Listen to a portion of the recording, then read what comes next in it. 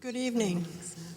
I'm Nancy Eddy, and I'll be the moderator for tonight's forum.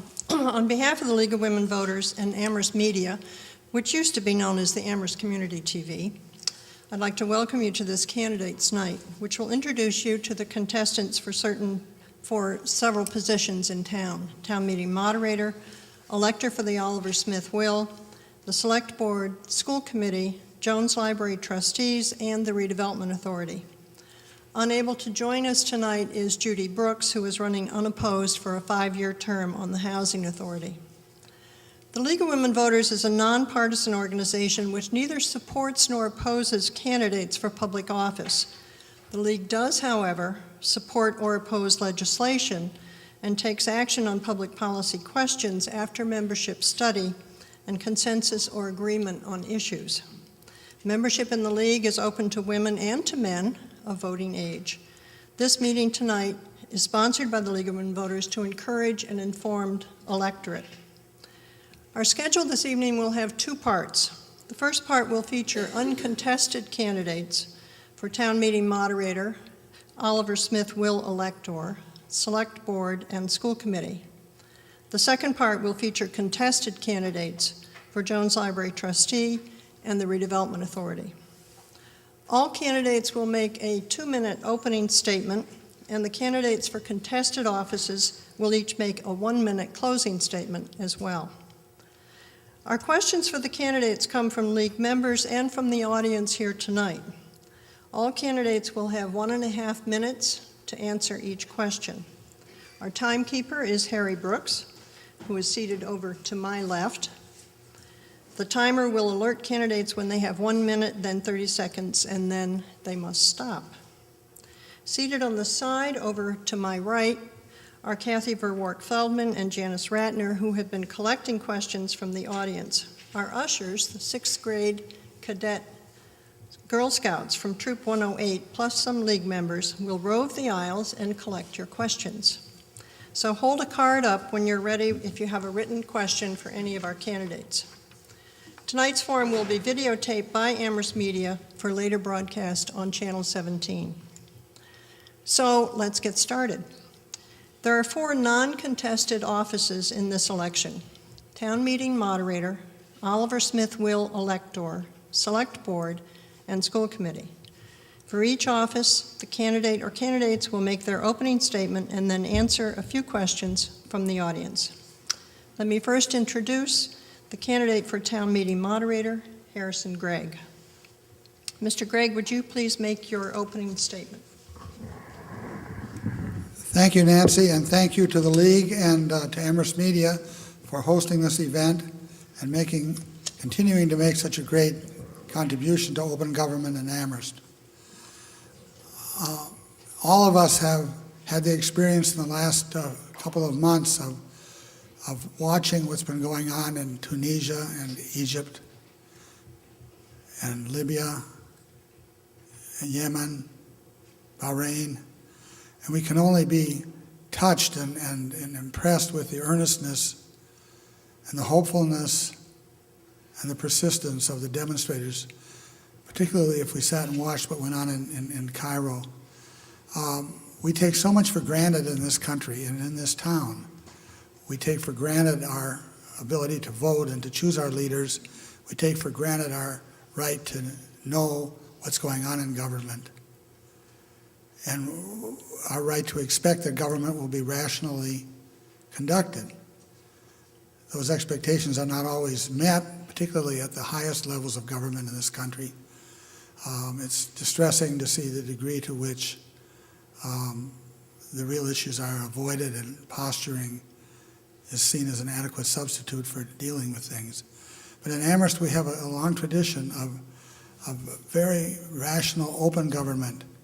John Musanti was quoted as saying that Amherst citizens expect to understand everything.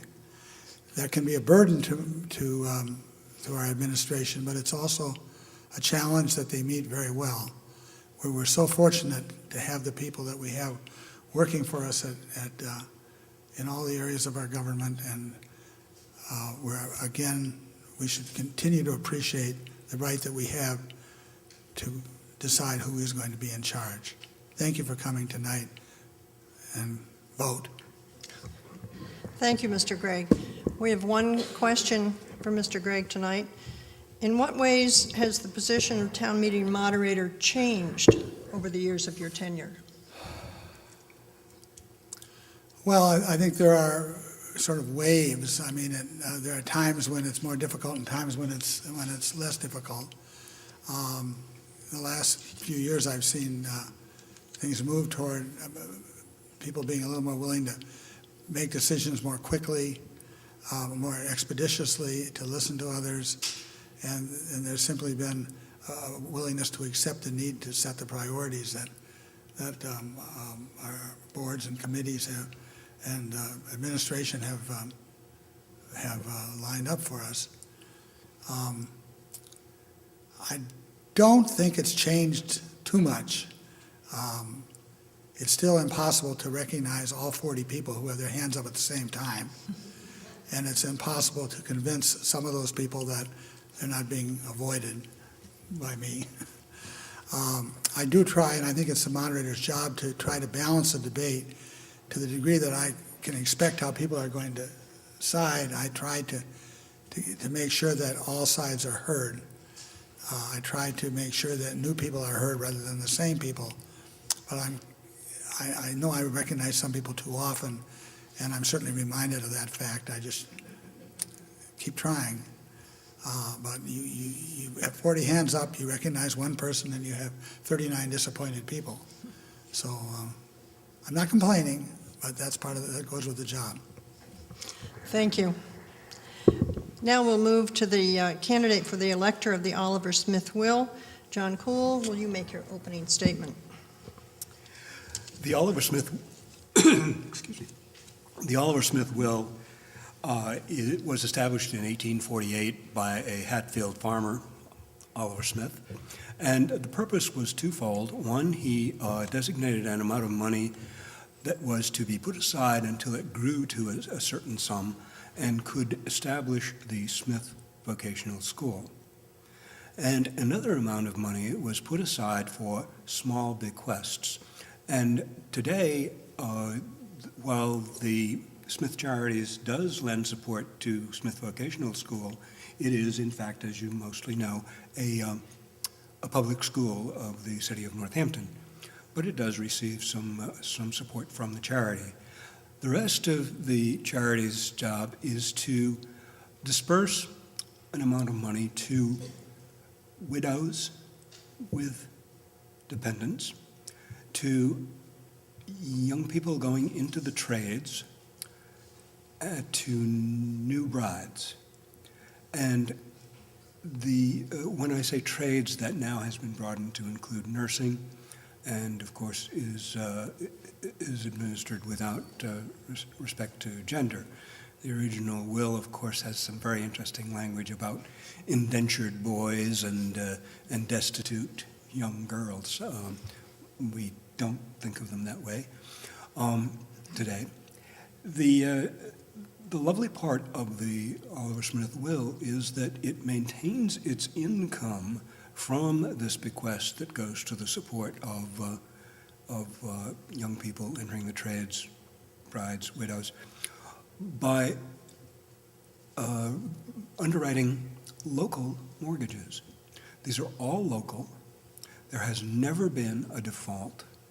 They are market rate, and it's our money working doubly for us. So it's a very, very nice system. I have a brochure here if any of you would like it. I have been the elector to the Oliver Smith Will now for 3 or 4 years, and I would be very happy to continue on in that function, and I do have brochures if you'd like. Thank you. Mr. Cole, the question for you is, how many Amherst residents benefit from the Oliver Smith Will, and can you describe a typical case? Yes. I can't tell you how many because I simply left that piece of paper at home. But I get a statement at the end of each year that I'm able to hand over to the town clerk and say this much money came to Amherst residents. It's no surprise to you, I'm sure, that there are fewer and fewer of the bride's gifts being made, and that's because they can be made only to a person who has lived in one of the 8 affected towns and has lived there and is getting married there. Well, the fact that people move around so much has changed that.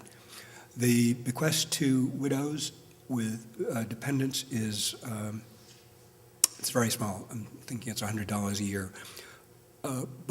So it's not big, but it's not inconsequential either, because anybody in that position welcomes anything extra. As far as the tradespeople, once again, Amherst doesn't get a majority of them because not a majority of young people from Amherst do elect to go into the trades. But I do believe that that's a very important part and actually holds a place equal to our support of public higher education.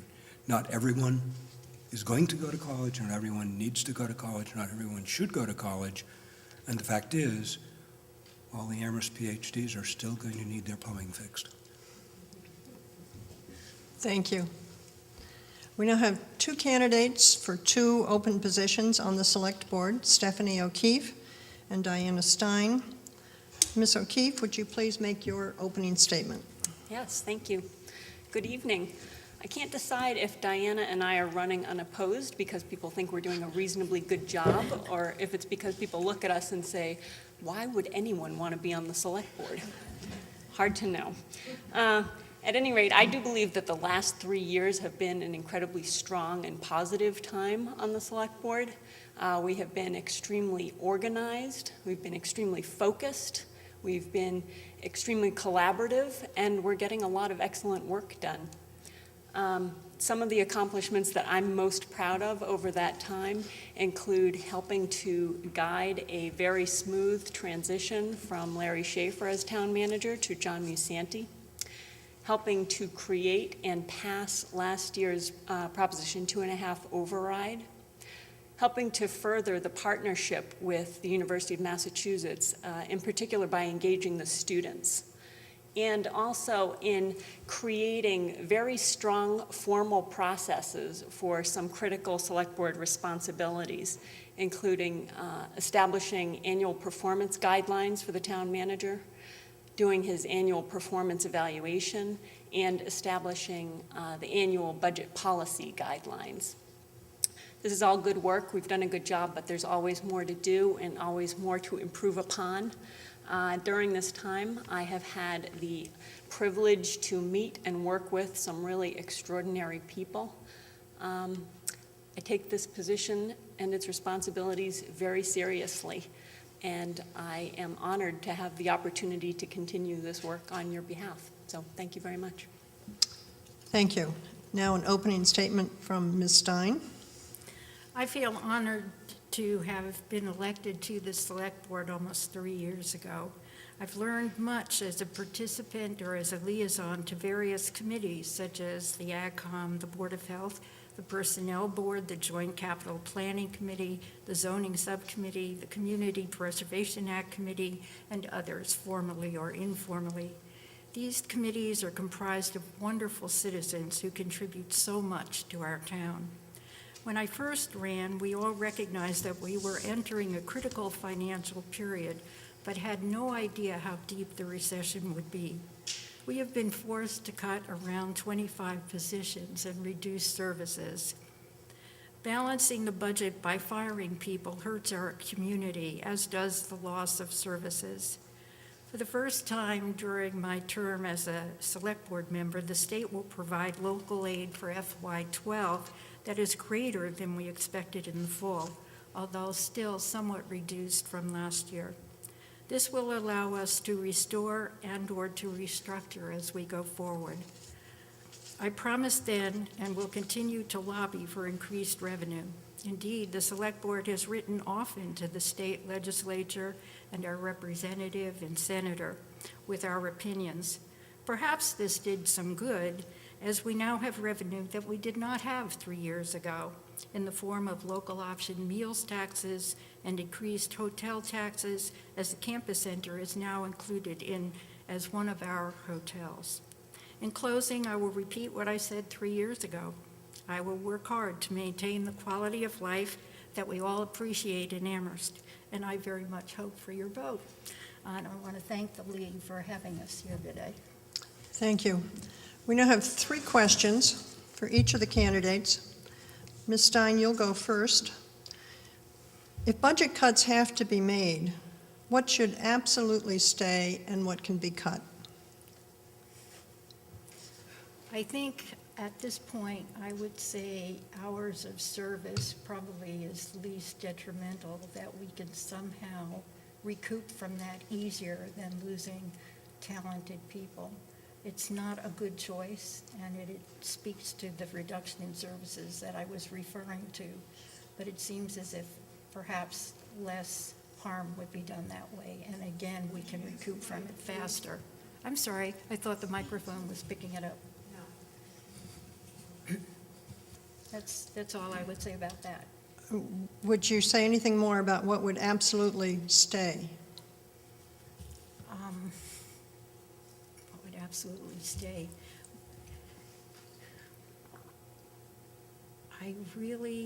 It's very hard for me to pick which one of my children I prefer over any of the others. You know, it's one of those things that I think we're already pretty lean and mean. So I do respect our town manager. I wouldn't want to look for somebody else. I'm not sure really where you're going, Nancy. Sorry. Thank you. Ms. O'Keefe, it's your turn. If budget cuts have to be made, what would absolutely stay and what could be cut? Do budget cuts ever not have to be made? I'm determined to serve long enough to get to a point where we're not cutting the budget all the time. We're in an unprecedented 4th year of state aid cuts, and luckily we are sort of perfecting our process for how we go about this, and the process is an extremely collaborative one. So while this seems like I'm ducking the question, what it really means is that it isn't about what any one of us individually value. It is about how we work together as a team within the select board and then across the different budget areas to identify the community's priorities and to do our best to maintain those as best we can in these really incredibly difficult circumstances.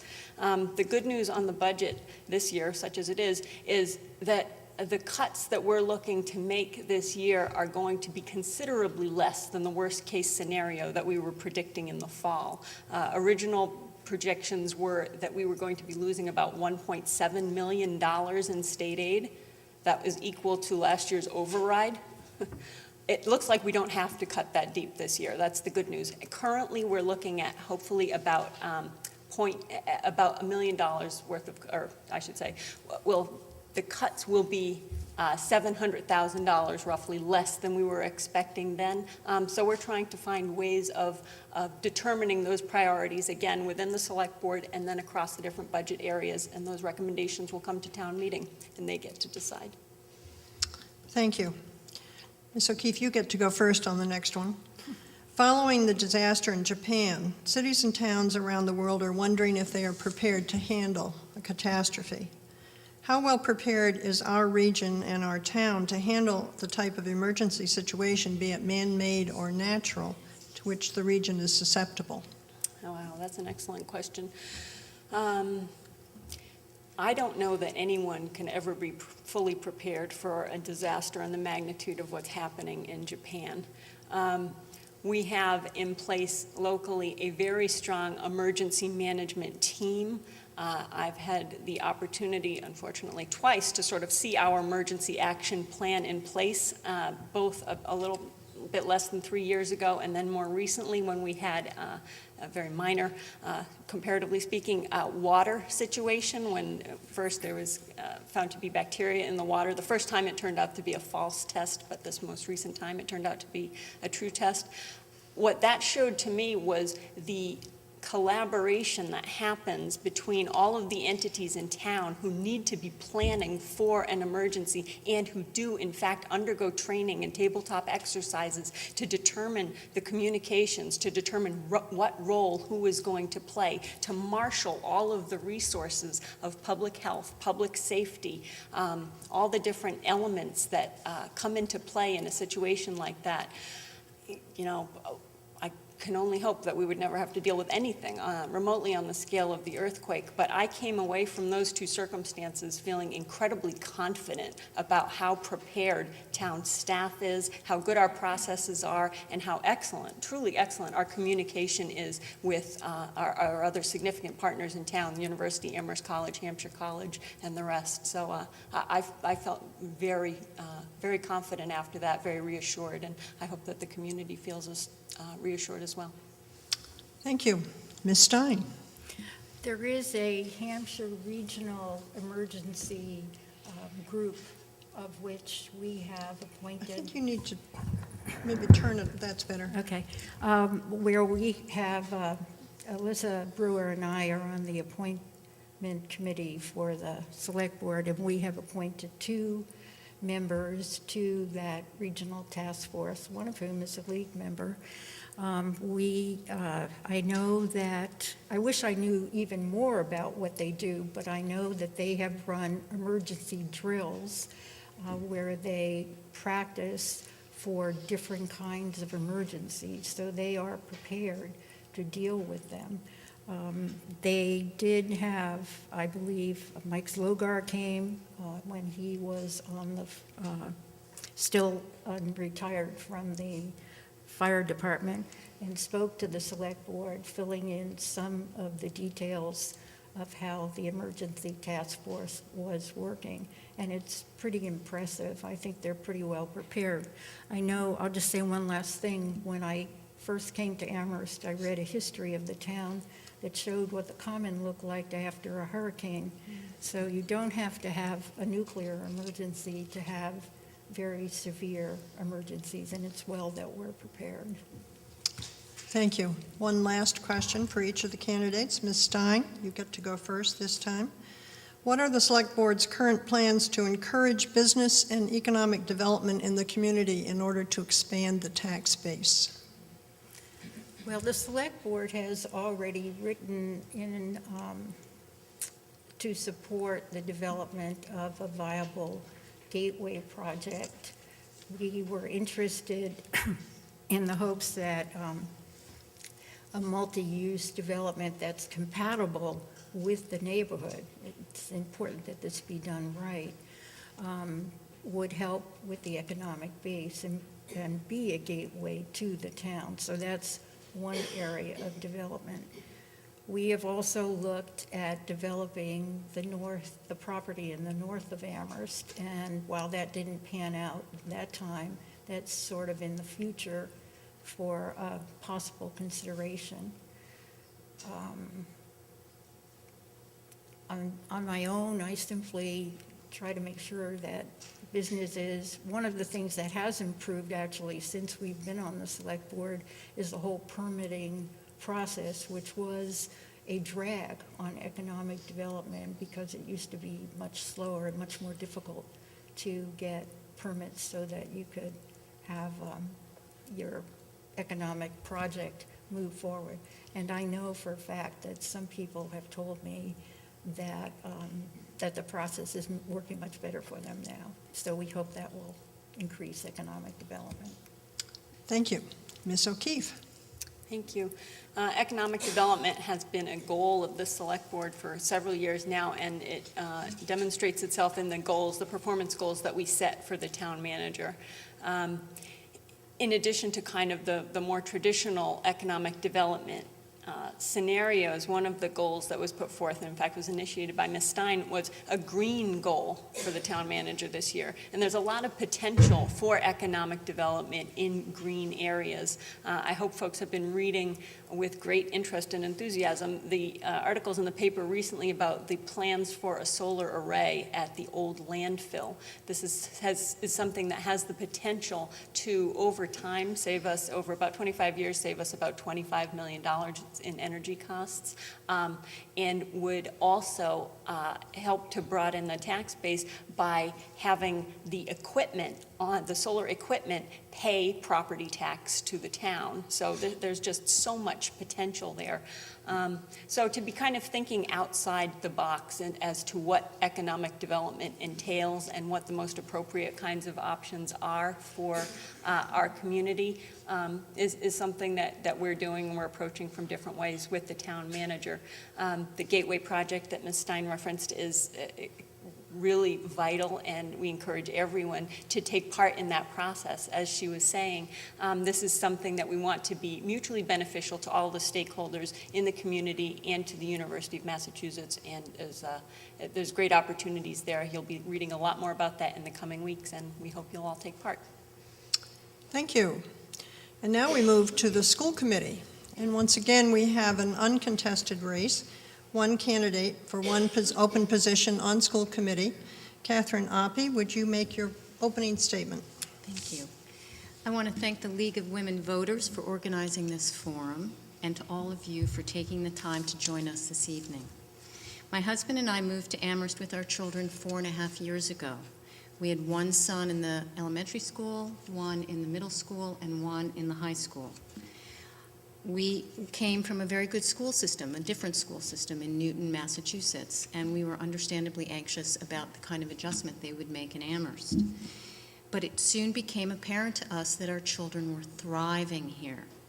What most impressed us is that they were encouraged to try new things: sports, science fairs, geography bees, theater, music, and school newspaper. And many of the things they did, they had never tried before. The encouragement that they received is a special quality that we have here in the Amherst schools that I think we should build on. I want all students to feel that they can try new things and get the support they need to achieve to their fullest potential. Promoting academic achievement for all students is, of course, a fundamental goal. We should ensure that all our students are being supported and challenged. We want all students to have the best possible chance to graduate and move forward with many options open to them. I also believe, however, that we need to recognize that there is no single definition for excellence. Schools should support and inspire every student's fullest potential. I feel strongly that schools improve when there is open and civil communication and a collaboration among all stakeholders. When change grows out of common effort and mutual respect, even difficult choices can earn enough consent to be enacted effectively. In closing, it's my belief that in order for the school committee to do its job effectively, it really does need the support of the community. With that in mind, although I'm running unopposed, I very much hope that people who agree with me will show their support by taking the time to vote on March 29th. Thank you. Thank you. And now we have 3 questions for Ms. Oppie. And once again, we're going to ask about budget cuts and how you would handle that. If budget cuts have to be made, tell us what your priorities are, what you think absolutely has to be retained, and what might not be quite as important, or where you could look to cut. Well, I sort of agree with what Stephanie O'Keefe was saying, that I see the budget cutting, which has been going on for the last 5 of the last 6 years in schools and will continue for the foreseeable future, as something that has to be done in a collaborative way between the administrators, the superintendent, the school committee, and the community, to talk about what are our priorities. And I think one of the ways to do this is that we should be having conversation about a long-term strategic plan, both in terms of budget, but also in terms of, what do we want our kids, what are our priorities educationally? And I think that in developing this plan, we will sort of know what can we cut if we have to, and what is something that we're just not willing to touch. But I really see that as something that's an ongoing conversation among all the stakeholders. Another question, how can the Amherst schools be successful in providing both basic and enriched levels of education? Well, I think that's the charge of a public school. And I mean, I think public schools need to meet the needs of all students. And I don't necessarily see those two things as being separate. We have to find ways to support students who are struggling academically and to challenge students who are doing very well and need more.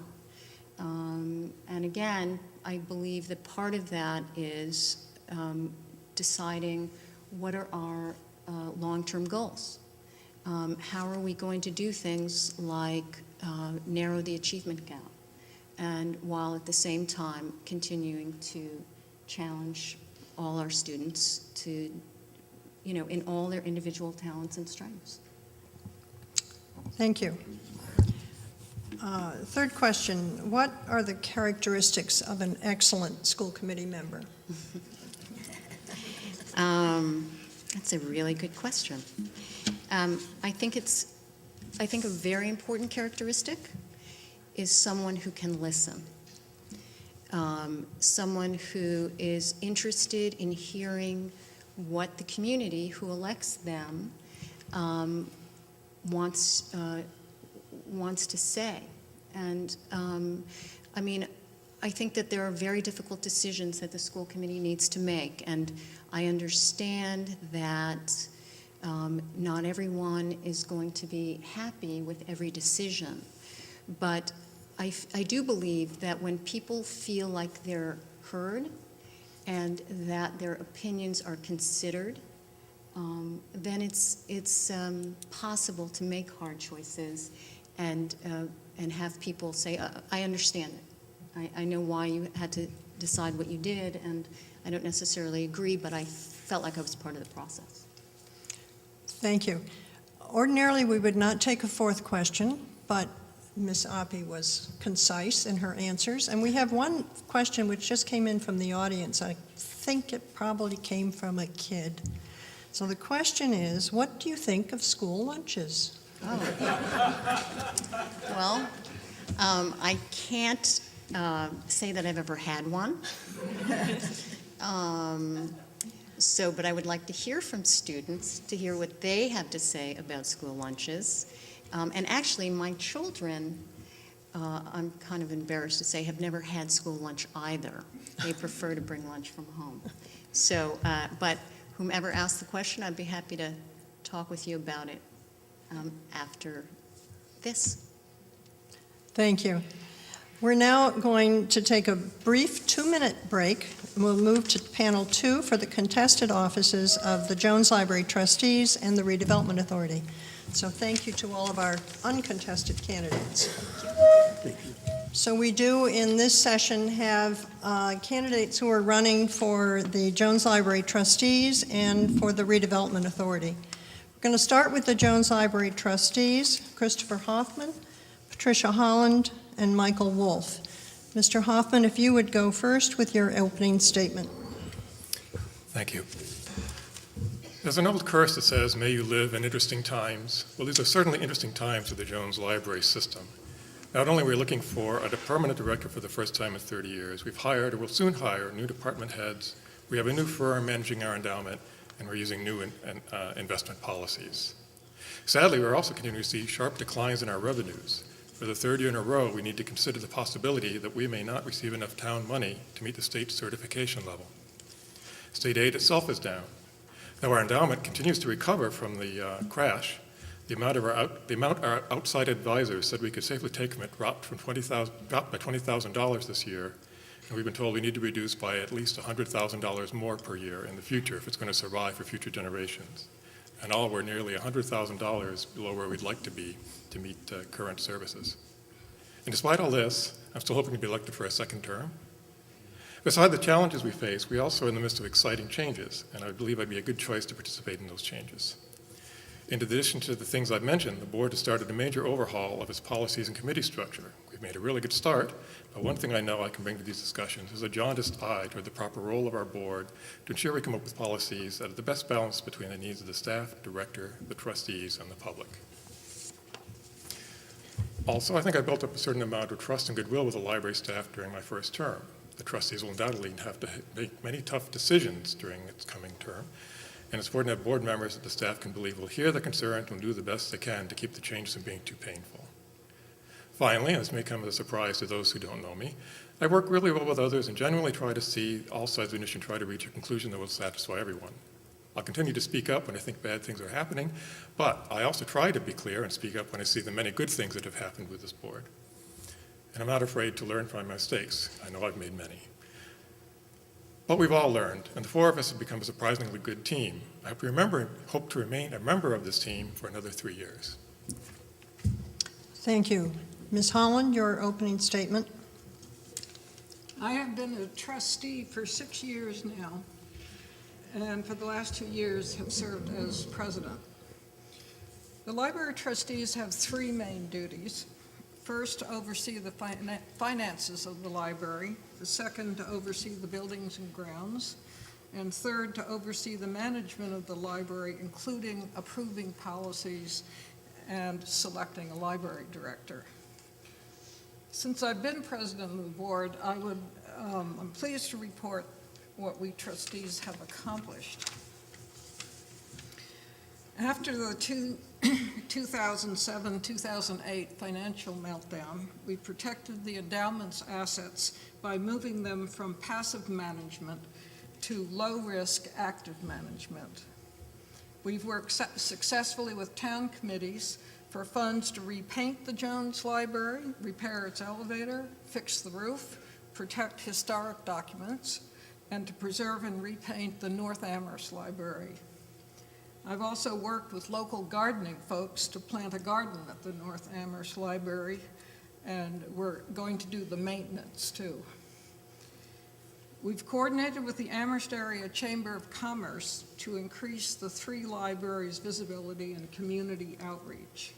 In downtown Amherst, the Jones Library is an economic magnet for local businesses. Over 5,000 people visit that library each week and go on to support local businesses and the town's tax rolls. Together with the library staff, the trustees surveyed patrons last summer and created a 5-year plan that sets the course for providing many new electronic resources, improving signage at the library, and enhancing friendly and helpful service. And finally, I'd like to thank the League for co-sponsoring this candidates' night, and also Amherst Media for televising it. Thank you. Mr. Wolf, your opening statement.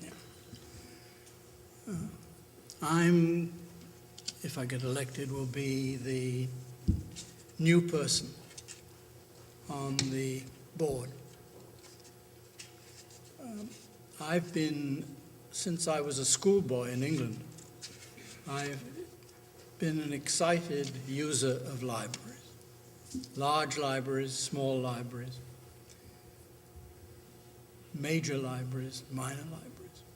I've also worked in the rare book room of the Jones Library with some of the Dickinson papers, trying to decipher her father's very difficult handwriting. And that was exciting and evidence of how important everything that goes on in the Jones Library is. But there are a couple of things that I just want to mention about my qualifications. One of them has to do with budget and money. I'm very good with numbers, and I'm very confident that working as I presumably will be if I get elected with somebody with experience, that I can be very useful in working with the budget. The other thing has to do with the with the hiring of a new director. I was in the English department at the university here for many, many years, and I chaired the personnel committee of that department. And we did some very useful and interesting and successful interviewing and hiring. And I'm quite confident, again, that with the support of the other trustees, if I'm elected, that I'll be able to be successful in that job. Thank you. Thank you. We now have 5 questions for each candidate with a 1.5 minute response from each. The first one, and we'll start with Mr. Wolf, and it's the same thing that we've been asking major candidates. If budget cuts have to be made, what are your priorities? What do you think absolutely has to be preserved? And where do you think some money could be saved?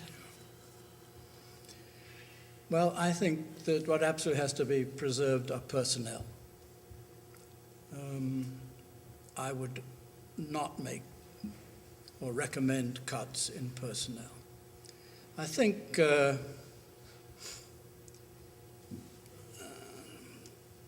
question, I really don't know the answer to this, but I think the question of shortening hours at either the main library or the branch libraries is something I'd also be reluctant to do.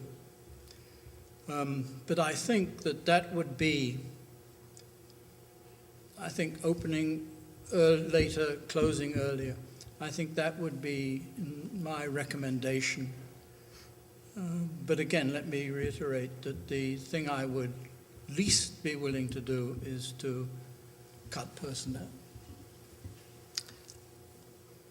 Ms. Holland? We are still in the process of forming our proposed budget for fiscal year 12.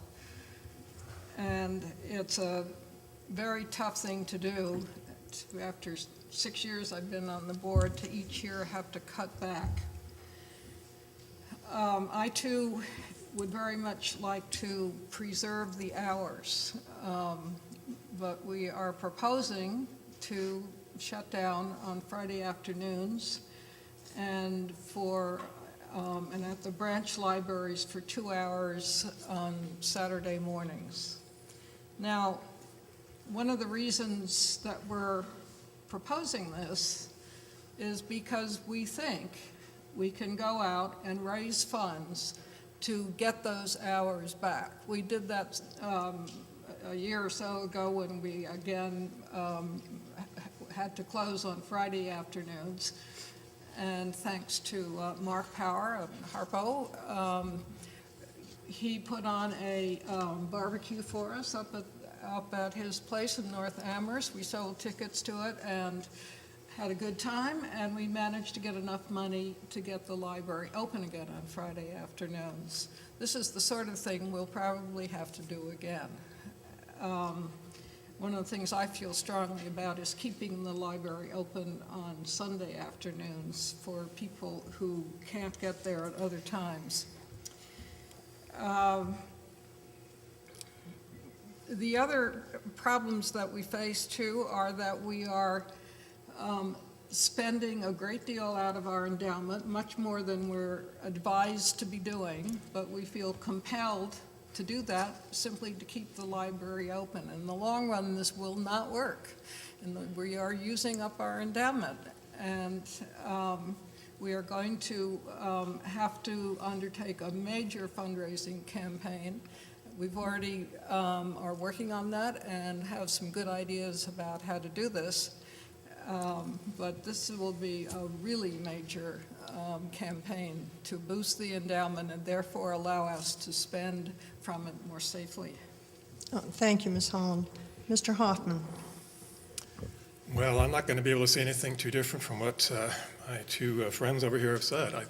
There are no easy cuts, but we've made all the easiest cuts over the past few years. Our materials budget has been at basically the minimum we can do by law, and that is going to come back and bite us if we don't improve that soon.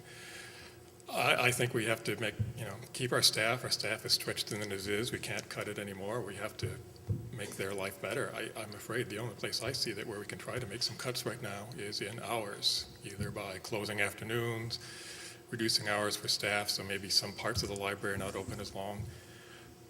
It's a sad thing to do. As Ms. Holland said, it is something at least that we are hoping that fundraising can help make up for. I've been working with Trustee Sarah McKee on a fundraising committee. We've been meeting with the acting director and other people. And we've come up with some really interesting ideas, really fun things that I hope when we finally are ready to make them public, you'll be really excited about too.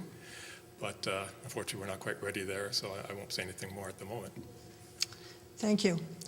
Mr. Hoffman, you'll get to start with this one. As we've already said, the trustees are in the process of hiring a new director for the library system. Would you describe the characteristics and skills that you personally are looking for in a new director, and then talk about any experience you may have had that would help you in this process? Well, our search committee, which consists of trustees and staff members and people from the outside community, have just come up with a job description of what the director should be, and we've just gotten it approved by the personnel committee, and I think that's a really good start. It's essentially the existing job description, but it has really boosted up the idea of long-range vision, outreach, development things, long-range planning and visioning, I would say. So I think that's something I would really like to see in a director. I mean, obviously there's going to be changes after 30 years. Whoever we get is going to be different, and I think that would be a good thing for the library. As for personal experience and how to find that, I don't really have an awful lot of experience in candidate searches and such. I don't think I have any particular special ability that would help me with that, but I think I'm a pretty good judge of people, pretty good idea of researching on what people have done, looking at their resumes and such. So I think when we get some candidates and they start saying I have this capability, I think I'll be able to help dig into there and see whether that's true or not. Thank you. Mr. Wolf, what characteristics and skills you're looking for and your own experience? Well, my experience I mentioned before, which was serving as chair of the personnel committee of the English department of the university for several years. And that gave me a lot of experience in assessing candidates, both their resumes, their CVs, and the way they performed in interviews. And the results, and I think my colleagues would have told me, the results were very successful. We hired, under my chairmanship, we hired some very, very good people in our department. I've been impressed previously by the sense that the director of the library is very much a liaison between the library itself and the Amherst community. And I would hope that the person who got selected for that job would be somebody who would work well, play well with others, would work well with the various groups that make up the Amherst community. Chamber of Commerce, Select Board, various businesses, town groups of one sort or another. I think it's going to be a very important appointment. I look forward, if I'm elected, to participating in it. Thank you. Ms. Holland. The new description of the director that was just approved by the Personnel Board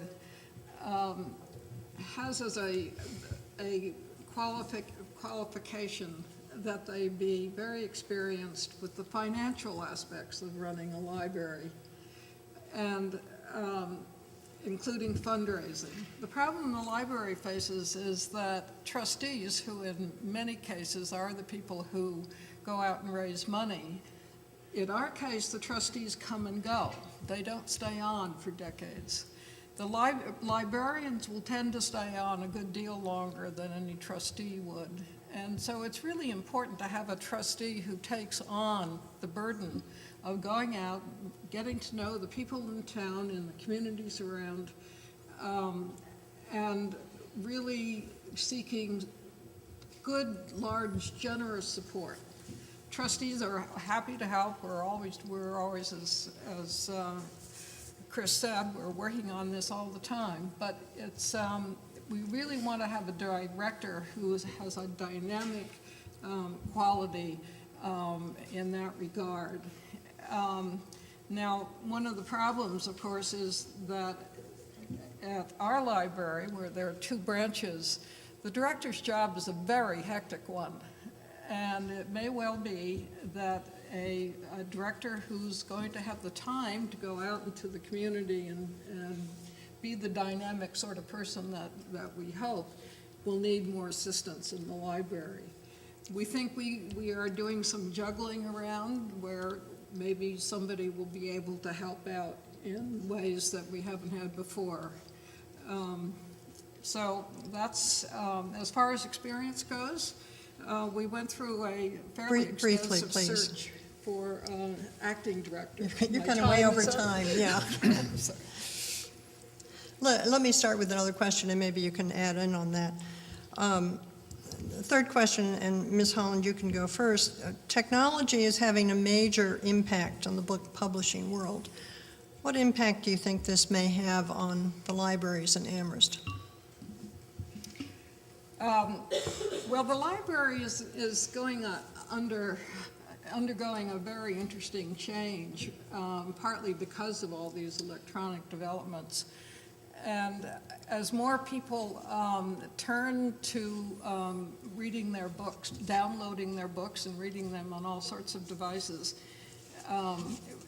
the library is becoming more and more community center. It's a place where people get together. They get together for meetings of all different kinds, or they get together informally.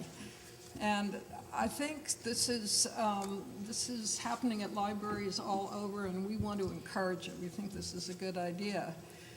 Now, there's some real challenges with just coming up lately with the use of electronic books, where some of the publishers are now going to make it much more expensive for libraries to loan out the books. But I think we'll be able to meet them, and I don't think it's anything we can ignore, but we still want to have books, regular books, and all the usual materials that we've had in the past. Thank you. Mr. Wolf, technology. Yeah. I think that it's very important, particularly for young people, that those of us who love books, physical books, make quite sure that we pass on to others how much holding a book in one's hand, reading it, turning the pages, going back to something that you wanted to check up on in an earlier page, all those things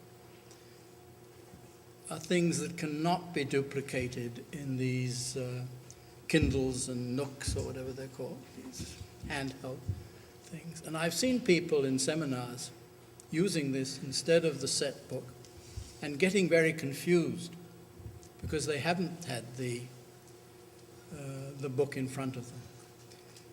I don't think this is a question of like the horse and carriage, of something that's going to become obsolete. I think the book, which is a remarkable thing when you come to think of it, that the book is going to stay as a prime instrument of education and pleasure, and that we have to make sure, those of us who care for this, have to make sure that we sustain that. I ought to say before that I have not seen this personnel description for the new library. Not that that's relevant to this. Thank you. Mr. Hoffman. Well, I write software for a living, so you'd think I would have a wonderful answer and insight into this, but I don't. Matter of fact, I'm one of the people, like Mr. Wolf, who told a friend, I don't worry, there's always going to be books in a library. And my friend said, no, I don't think so. So I don't really know what's going to happen here. It could be that we are going to, within our lifetime or sooner, really see a complete change in the library. I mean, if you go to the library right now, you'll see it is definitely a community center. There's much more to the library than books. But that's something that I think we're going to have to really take seriously.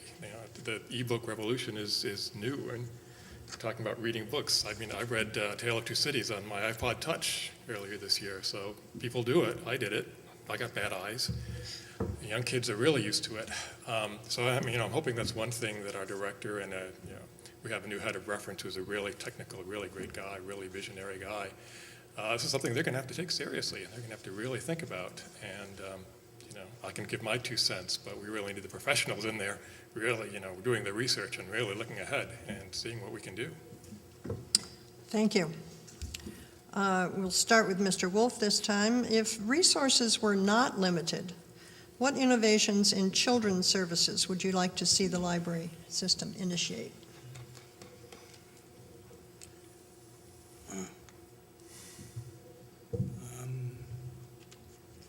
A long time since I've used children's services. I'm trying to think what I would like to see.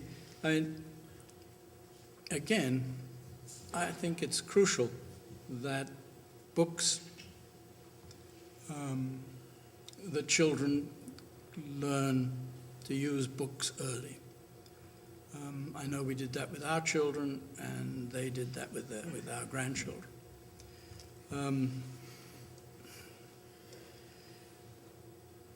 I don't know enough about the holdings of the children's section of the library. I know that it's a delight to walk past it, that you see it being used all the time.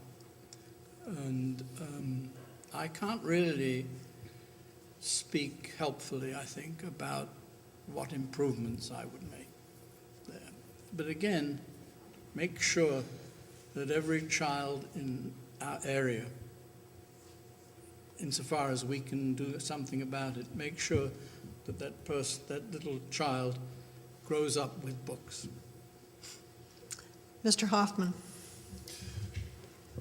Well, for a long time I was on the board of the Friends of the Jones Library, a private organization that donates money to the library. And one of the things they run is a program called Every Child a Reader, where they bring every second grader in Amherst into the library. They get a tour. They get to take home a book donated by a local bookstore. They get a library card. And, the kids are just thrilled at that age to get these books and all this. They used to give them little, when they came back to return their book, they used to give them an ice cream, certificate for ice cream. And even without that, they're still thrilled. So, I picture something like that, a more regular program, not just the second graders, but, somehow if we could continue that annually, really get them interested in books all through their elementary years.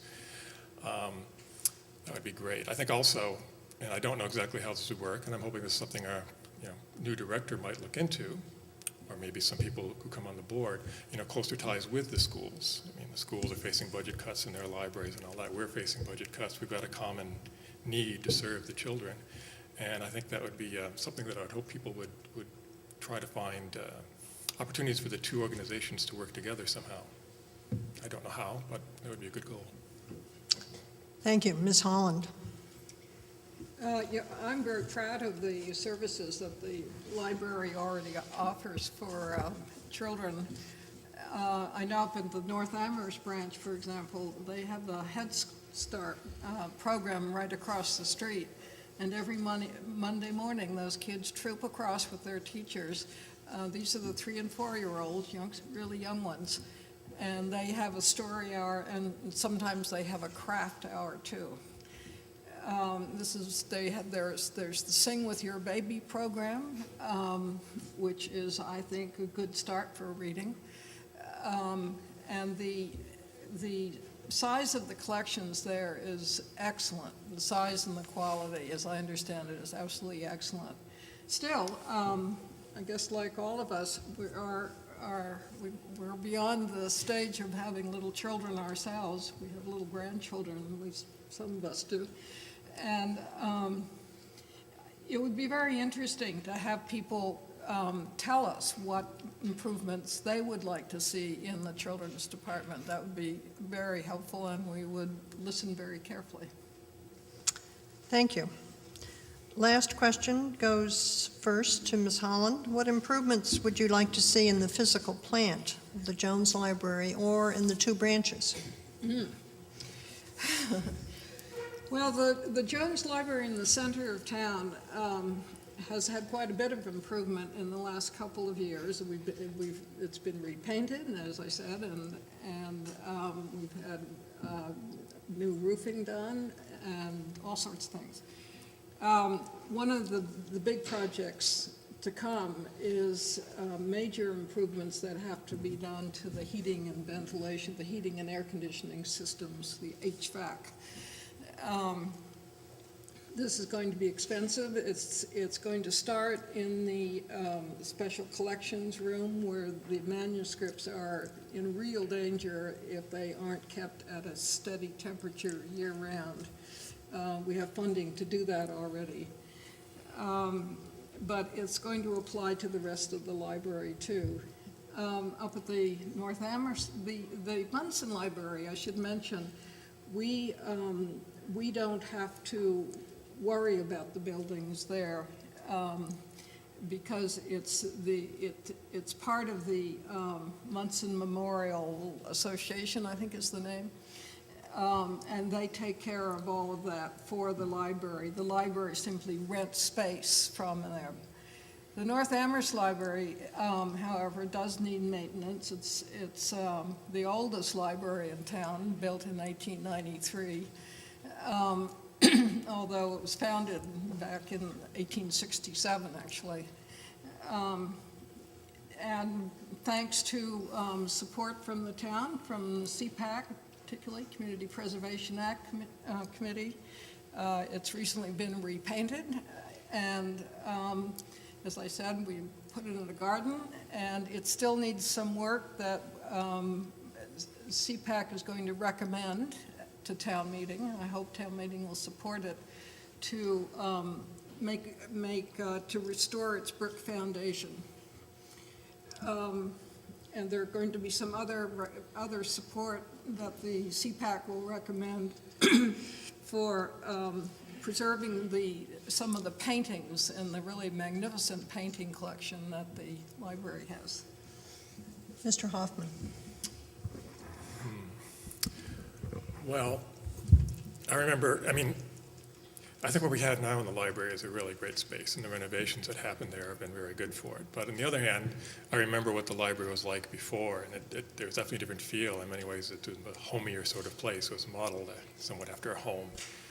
And thinking about the idea of the library as a community center and maybe becoming more of a community center than a repository for books, I think we really need to think about that thing. I mean, our immediate needs, yes, we got a lot of immediate capital things we just have to do to repair the roof and all that. But if we're really talking about long range, suppose we just, won the lottery type thing, that's what I'd see. I know there's been a space planning committee looking at possible ways of rearranging the library. There's some money that came from the Woodbury gift, and that's initially going to be used to renovate the downstairs meeting room and make it a more attractive place. We have the possibility that in the future we might find a nicer room for a meeting room, something with actual windows. But I think that's what long range, that's what I would like to see. I'd like to, really make this a place, every room in the library, a place people would like to hang out, stay, browse, whatever. And I'm not sure we really are quite there. It's got a lot of good features, but I'm not sure it's really quite there. Mr. Wolf. Yeah. Well, I find the library very welcoming and a pleasant place to not just work in, but to be in. I agree about the downstairs meeting room, that's a bit forbidding and austere. And we'd do well if we could make that a pleasanter place. I'm afraid I know very little about the branch libraries. But again, I think it's very important that we preserve the almost domestic feel that you have when you walk into the Jones. of its being, as I think a library should be, a home, sort of home from home. So I don't have any very clear suggestions about what we should do, except what's been said about the downstairs meeting room, making that a nicer place to be in. Thank you. And now we have 1-minute closing statements from each candidate. Mr. Wolf, you come up first. Well, I can only say what I said at the beginning, that I've been an enjoyer of libraries since I was a schoolboy in England. And I'm almost ashamed to say that it was somebody else's idea that I run for trustee.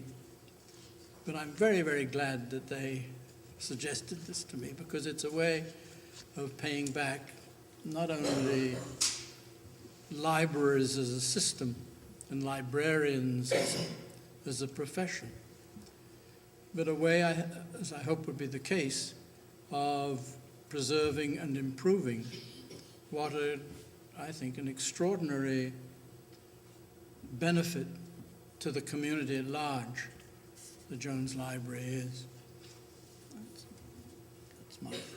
That's it. Thank you.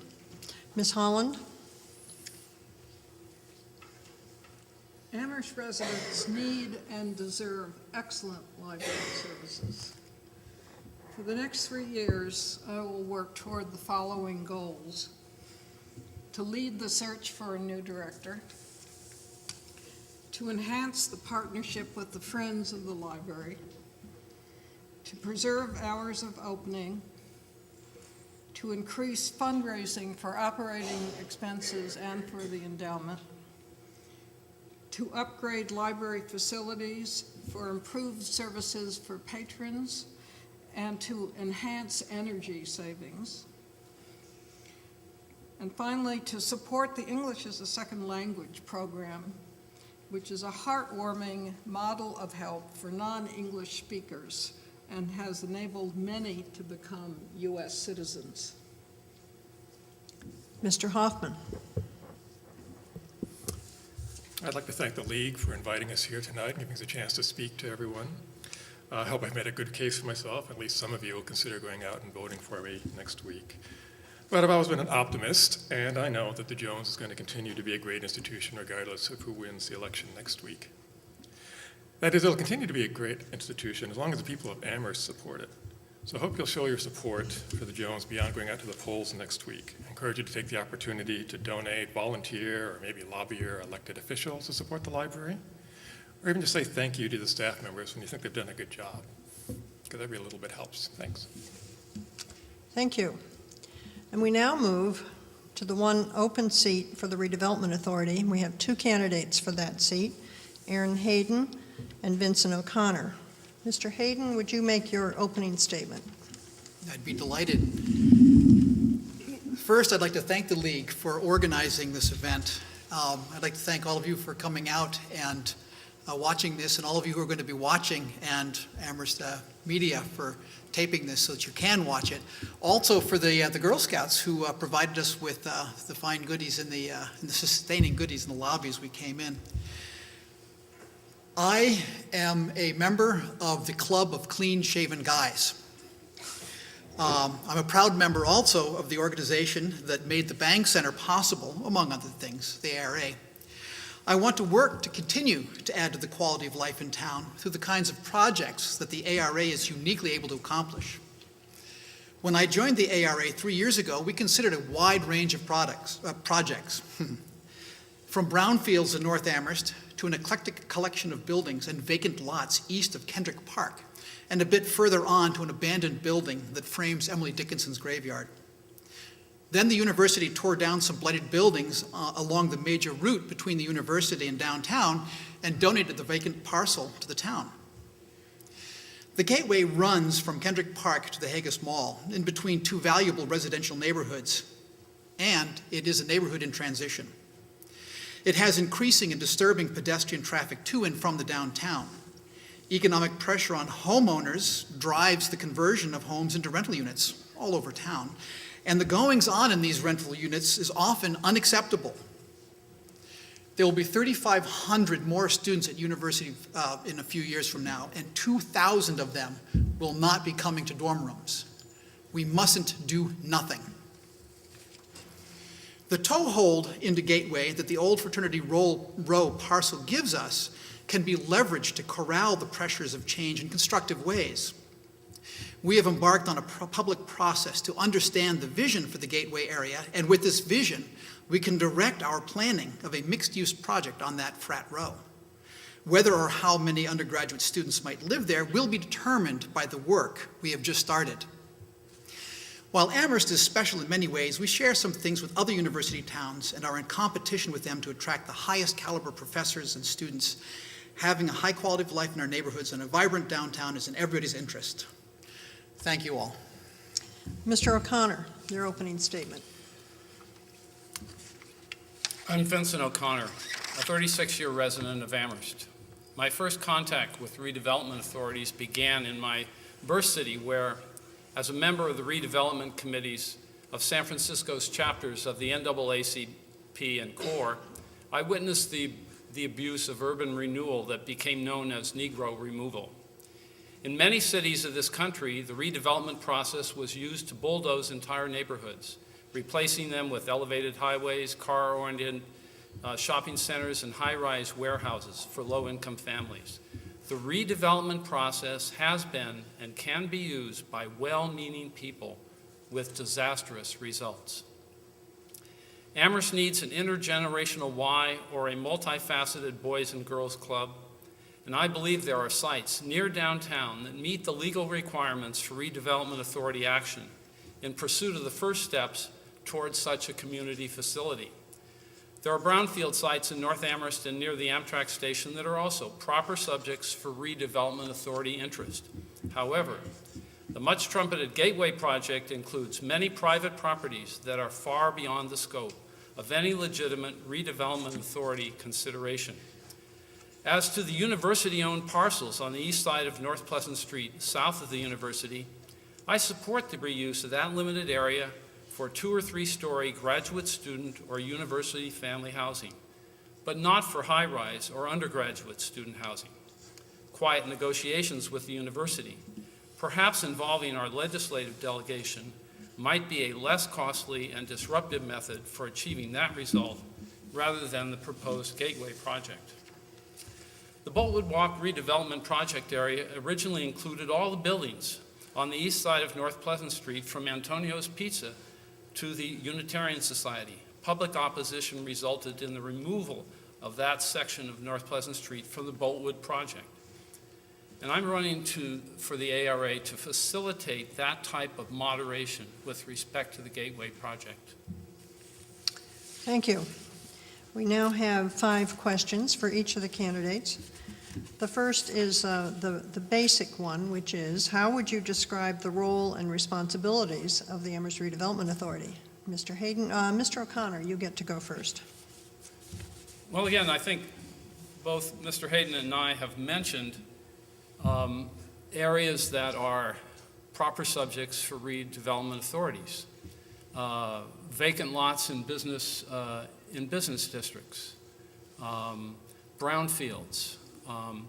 In my case, I talked about either an intergenerational Y or Boys and Girls Club, because one of the things that the town lost when the Boltwood Walk project was engaged in was a Boys and Girls Club that was centrally located, had much better facilities than the one that is being operated now, and really brought in lots of kids. And I think we really have a need for that. So I think we're not like the traditional town or city, like Holyoke or Springfield, where there are slums and abandoned buildings and so forth. There are a few. I always encourage people to perhaps refer the owners to Habitat for Humanity rather than the Redevelopment Authority, especially since most of the abandoned buildings are single-family homes. But I do think we need to have a moderate approach to the use of the redevelopment authority and its powers, lest we make serious errors, as the error that could have been made in Boltwood Walk. Thank you. Mr. Hayden. The redevelopment authorities in Massachusetts have a number of unique, authorities and resources at their disposal. I'm not going to go into them because in Amherst, we imagine that the ARA brings to those authorities and those privileges something which is uniquely Amherst, and that is an engagement with the public and determining through collaboration, through, in fact, we've started the process on Friday of understanding what it is that is unique about Amherst. Redevelopment authorities can go ahead and make these mistakes. It's very easily done. In Amherst, we have a different approach. It involves engaging with the master plan. It involves hiring ACP, a group which has been very successful at helping us form that master plan, at helping us understand what we were hearing from hundreds of citizens over the course of many months and organizing that. I'm looking forward to continuing that process and finding out what the vision is that we need to address, and that this project, among the others, which I hope will be coming up down the road, can address. Thank you. Both of you have already spoken about what you think are some of the benefits and the drawbacks of the Gateway project. Let me ask you what you believe are the possible costs or consequences of not developing the Gateway project. Mr. Hayden first. I don't know. My ability to see into the future fled when I was about 12 years old. As an adult, I can only guess. I can only imagine that the trends that we've been seeing, the trends that we've been working so hard to turn around, would continue. Without this project, without the project that is being engaged in North Amherst, in Atkins Corners, all similar types of projects, I can imagine that our single-family homes will continue to, because of economic necessity, be turned into rental units and the problems that causes. I can only imagine that the traffic problems that we're having with people walking and being impolite in otherwise quiet residential neighborhoods, and automobile traffic patterns will just continue to grow more difficult, and that our quality of life will continue and possibly get worse. Mr. O'Connor. Well, I certainly think that the town needs to engage the university with respect to the university's reuse, or a third party's reuse of the land that was vacated by the university tearing down the fraternities on the east side of North Pleasant Street. That, I think, is a given. How we engage the university, I think, is I think the ARA process is not the only way to do that effectively and to come out with a good result. But as I look at the maps that are on the town's website with regard to the Gateway Corridor, and I drive that area regularly, and I walk it occasionally and bike it occasionally. I don't see the need for us to do anything with regard to the economic institute that's associated with the university, with regard to the Hillel Center or the Baptist Church or Mercy House. I don't think we need to do anything to the New England Telephone and Telegraph Building or any of the sororities that are code compliant and up to date. So I really think that that area, in terms of our concerns, should be limited to the university's property, and having a broad spectrum of dialogue, not just through the ARA, but many ways, about the reuse of that property, either by the university or through a third party. Thank you. What process should the redevelopment authority use to ensure that residents' concerns about the Gateway project are fully addressed? Mr. O'Connor first.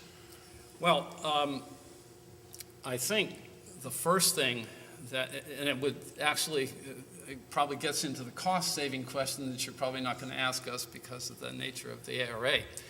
But I think there could be some cost saving in the public process and in the reuse studies and so forth have to be done if at the beginning the redevelopment authority would take a look at its plan area, look at the individual properties, look at the definitions in Section 1 of the state statute that deals with redevelopment authorities, and consult their attorney and get written declarations from their attorney about each and every property as to whether those properties are appropriate subjects for ARA concern. One, it would help the ARA spend less money on the public process. It would help focus the ARA on properties, if there are some outside of the university's vacant land that might be in need of their attention.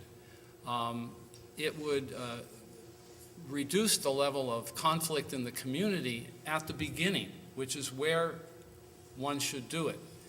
And I think if the ARA did that, the end result of the process would be better because the focus would be narrowed to those areas that are really of most concern. Thank you. Mr. Hayden.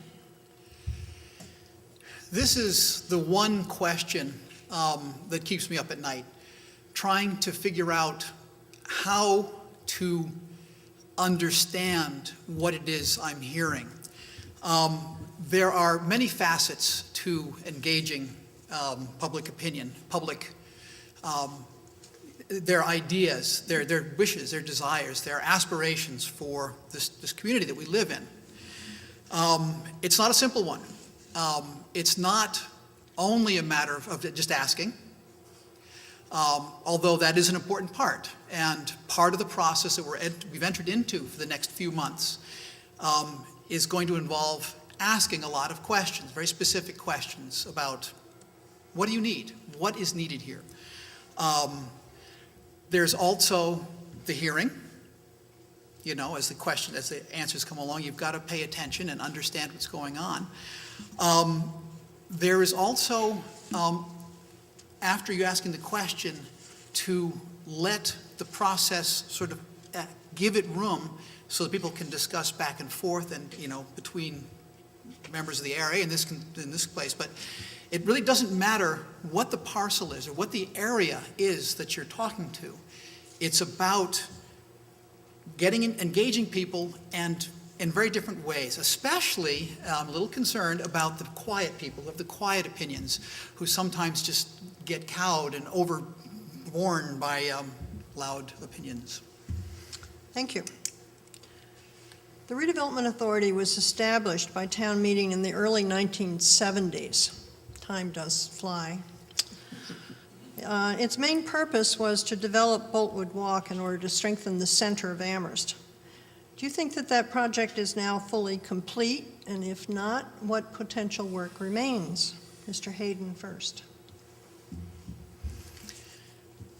The work of redeveloping, of developing, of improving, of meeting the challenges that are new today, that didn't exist in 1970 and didn't exist in 1980 or 90 or 2005, is ongoing.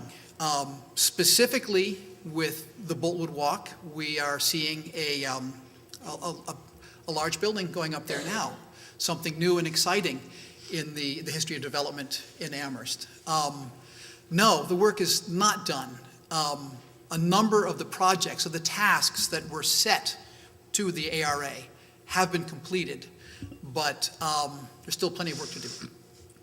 Mr. O'Connor? Well, what I think is the proper understanding of the role of a redevelopment authority is that it undertakes a limited amount of work in a particular area with the intention of essentially doing those things, as the statutes say, with respect to properties, that can't be done by the private sector. And once that work has been done, for example, the construction of Ann Whalen Apartments or Clark House and so forth, which really are beyond the ability of the private sector at that point in time to deal with, or the Bank Center. The responsibility for carrying on that activity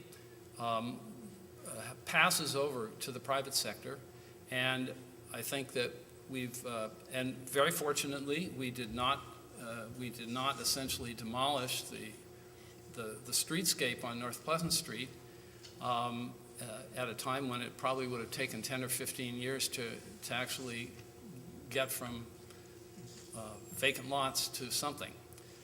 We allowed those buildings to remain as a result of the kind of public pressure that led to the initial establishment of the Redevelopment Authority, and as a result, we preserved the private sector around Boltwood Walk that is now operating to do its part. Thank you. Final question. What special talent or experience would you bring as a member of the Redevelopment Authority? Mr. O'Connor. Well, again, I started at a very young age observing redevelopment authorities as a member of a couple of organizations that I think led me in very short order to have the ability to look at situations and analyze them well.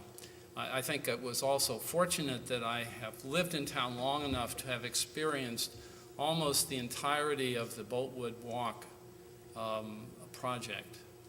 And so I think that, as I said previously, the most important part of the public process is to make sure that you are the redevelopment authority focus its attention on those properties which cannot be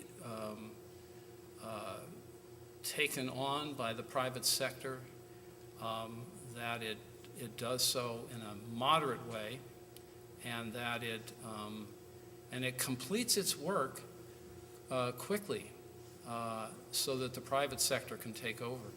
And that the redevelopment authority also needs to focus on the fact that maybe some of the best use of its thing is to identify something and not even take part in it, but go to the private sector and say, can you do this so we don't have to do it?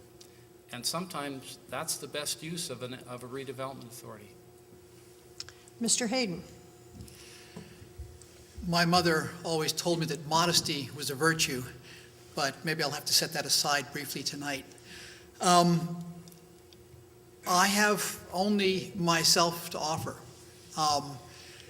And what a lot of my closing statement involves this, but what I have to offer is my efforts and my record in working towards this thing. I have been on the planning board for 6.5 years. We did a lot of work to help improve the zoning conditions and the foundations for the tax base here in town. I was for 5 years on the master planning committee. And there I learned, and will bring to this process, to the ARA, there I learned a great deal about how to engage and who to engage, and how to engage who, how to engage the public in getting to complex issues and getting to complex understandings of what we as a community need and how we as a community can meet the new challenges that come up every day. We had a huge economic downturn 3 years ago, unprecedented. New solutions are needed for that. I have my experience, I have my study. Thank you. And now we have 1-minute closing statements from each candidate. Mr. O'Connor goes first. I want to thank Amherst Media for presenting this opportunity to meet your 2011 Amherst Redevelopment Authority candidates.